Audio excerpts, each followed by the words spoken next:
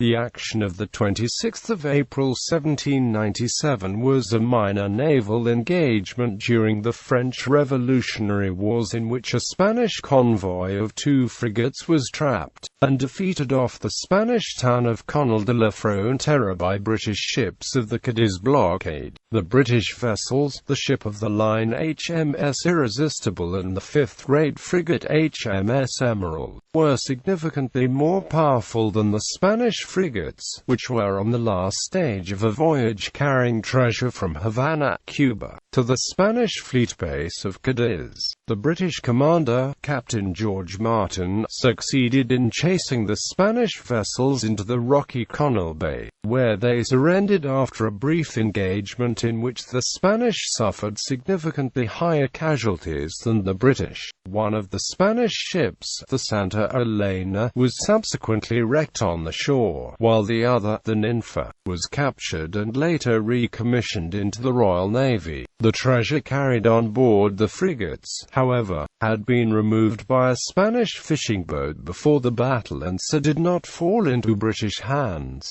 Background: in late 1796, with the French Revolutionary Wars 3 years old, a major shift occurred in the conflict when the Kingdom of Spain, until that point an enemy of the French Republic, abruptly changed sides following the signing of the Treaty of San Ildefonso. This reversal forced the British Royal Navy to retire from the Mediterranean Sea to preserve its lines of communication, falling back to the mouth of the Tagus River near Lisbon. From the Tagus, pressure was placed on the Spanish Navy by the erstwhile British Mediterranean Fleet under Vice Admiral Sir John Jervis, who organized a blockade of the main Spanish fleet base at Cadiz on the country's southern Atlantic coast.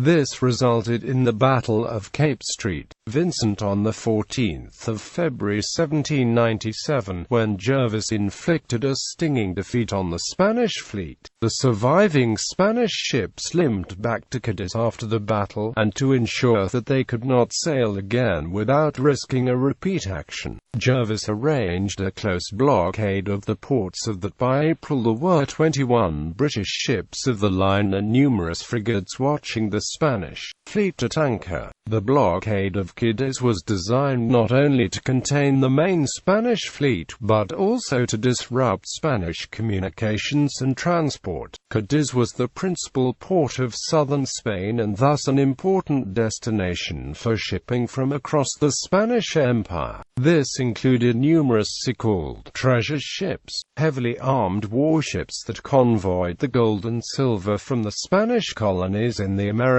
to the Spanish mainland. For centuries, Spanish treasure ships had been the ultimate prize for Royal Navy captains, and the sums of prize money involved were enormous. In October 1799, for example, a Spanish treasure convoy was captured off Vigo and the British captains alone were awarded £40,730 each. Battle. At 6 o'clock on 26 April 1797, the 74-gun ship of the line HMS Irresistible under Captain George Martin and the 36-gun frigate HMS Emerald under Captain Velteras Cornwall, Berkeley were sailing at the southern edge of Jervis's fleet.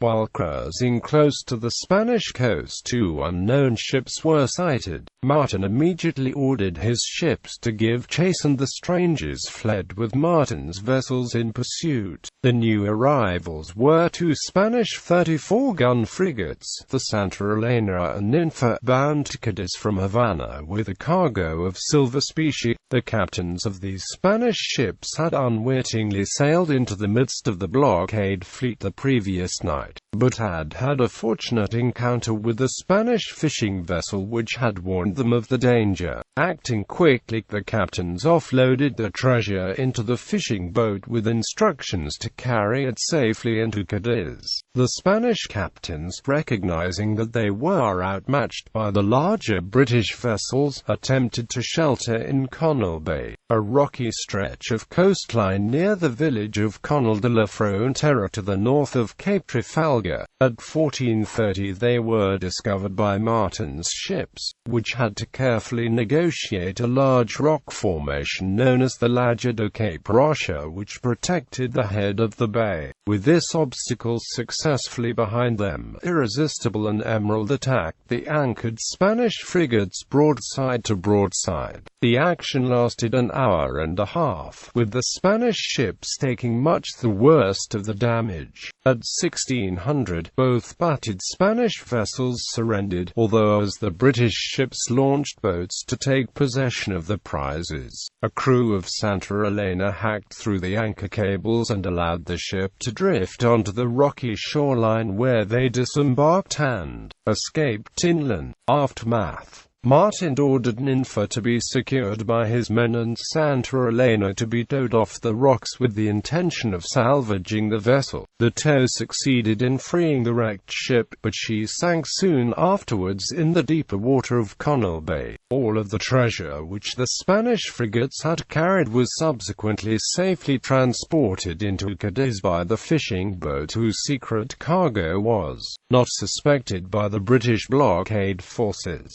Spanish losses in the engagement amounted to 18 killed and 30 wounded, the British losing 1 man killed and 1 wounded on Irresistible. Ninfa was subsequently purchased by the Royal Navy and commissioned as the 36-gun frigate HMS Emerald. In his dispatch to the Admiralty regarding the action, Earl Street, Vincent noted that the action was one of the most notable that he had ever come under my observation. The blockade of Cadiz remained in force with varying degrees of intensity for the remainder of the year, with the British fleet retiring to the Tagus during the winter.